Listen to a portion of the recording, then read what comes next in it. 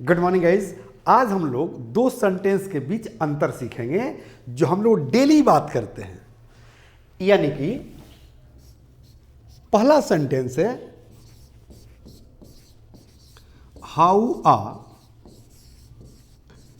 You और दूसरा sentence है हाउ आर यू नाउ। ध्यान देने की जरूरत है। हाउ आर यू हम लोग धड़ल्ले बोलते हैं किसी से जब मिलते हैं तो कि hello, good morning, how are you, तो बोलते हैं कि I am good and you. Hello sister, how are you. Hello brother, how are you. Hello sir, how are you. Hello madam, how are you. इस तरह से sentences हम बोलते हैं और इसका अर्थ भी हम लोग समझ रहे हैं कि हेलो, हाउ आर यू का हिंदी अर्थ क्या निकलता है। बट यहां कह रहा है कि हाउ आर यू और एक नया वर्ड जोड़ दे रहा है नाउ। यानी कि हाउ आर यू नाउ। जब इस तरह के सेंटेंस में नाउ जुड़ जाते हैं तो इसका सिचुएशन बदल जाता है। यानी कि किसी व्यक्ति का जब तबीयत खराब रहता है, उसका ट्रीटमेंट चल रहा होता है, तो हम इस तरह का सेंटेंस तब पूछते हैं जब हमें यह जानना हो कि उसके तबीयत में सुधार हो रही है या नहीं। जब हम कहेंगे कि हाउ आर यू नाउ, तो इसका मतलब हुआ कि अब आपकी तबीयत कैसी है। तो जवाब दीजिए कि आई एम फीलिंग बेटर या बेटर। ये इसका आंसर देने का तरीका हुआ। यानी कि इस पर हम लोग पहले सेंटेंस देख दें। जैसे कि किसी से पूछते हैं कि हेलो, गुड मॉर्निंग,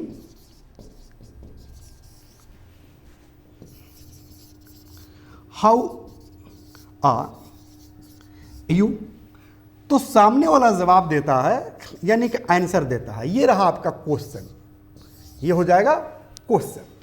तो सामने वाला जवाब देगा कि गुड एंड यू, या कहेगा कि आई एम गुड एंड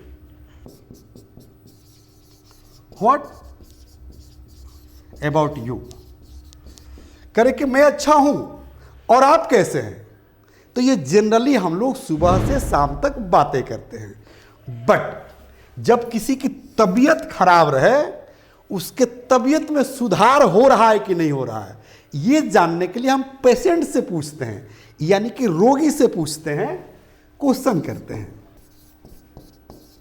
कि हाउ आर यू नाउ। यानी कि अब आप कैसे हैं, अब आपकी तबीयत कैसी है।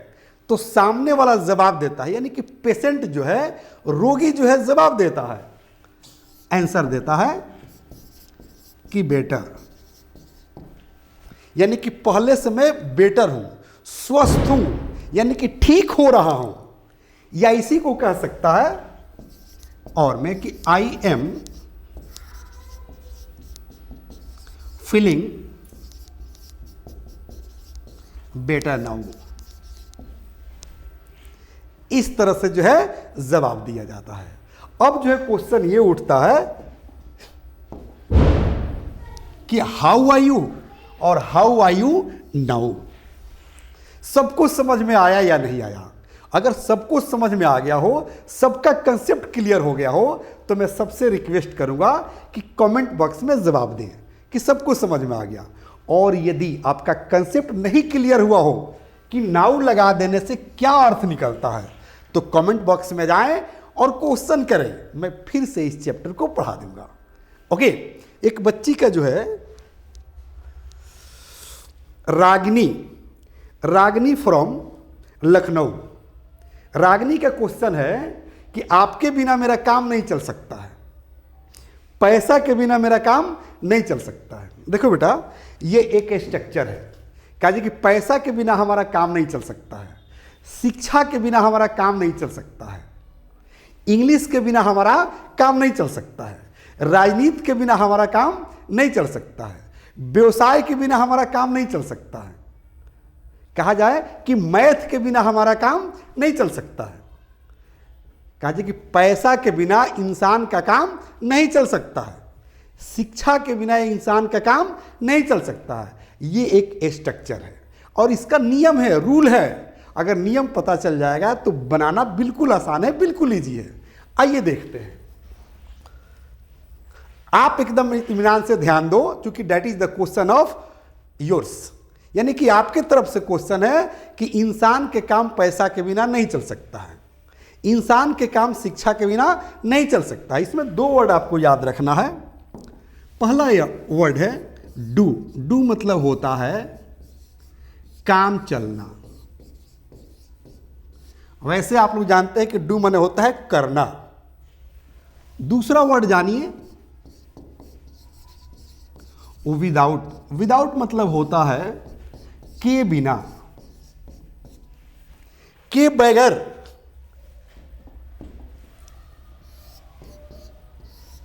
अब इस पर सेंटेंस बनाइए कि मेरे बिना तुम्हारा काम नहीं चल सकता है। तो बनाइए कि यू कांट डू, मतलब तुम्हारा काम नहीं चल सकता है। और मेरे बिना तो लिखिए विदाउट मी। कहा जाए कि शिक्षा के बिना इंसान का काम नहीं चल सकता है, तो लिखिए कि man can't do without education. यानी कि शिक्षा के बिना इंसान का काम नहीं चल सकता है। कहा जाए कि पैसा के बिना इंसान का काम नहीं चल सकता है, तो कुछ नहीं करना है, एजुकेशन के जगह पर मनी लगाना है। यानी कि money can't do without money. यानी कि man can't do without money. कहा जाए कि राजनीति के बिना हमारा काम नहीं चल सकता है, तो कहेंगे we can't do without politics. English के बिना हमारा काम नहीं चल सकता है, तो कहेंगे we can't do without English. इस तरह से सेंटेंस आप बना सकते हैं। आप किसी का नाम रखकर कह सकते हैं कि राकेश के बिना तुम्हारा काम नहीं चल सकता है, तो कहेंगे you can't do without Rakesh. India can't do without Modi. Modi के बिना भारत का काम नहीं चल सकता है। Bihar can't do without Lalu. Lalu के बिना बिहार का काम नहीं चल सकता है। यूपी कांट डू विदाउट योगी। योगी के बिना यूपी का काम नहीं चल सकता है। इस तरह से सेंटेंस आप बना सकते हैं। Very simple, very easy. अब मुझे लगता है कि रागिनी आपको समझ में आ गया होगा कि आपके क्वेश्चन का आंसर क्या होगा, यानी कि उसे कैसे ट्रांसलेट करेंगे।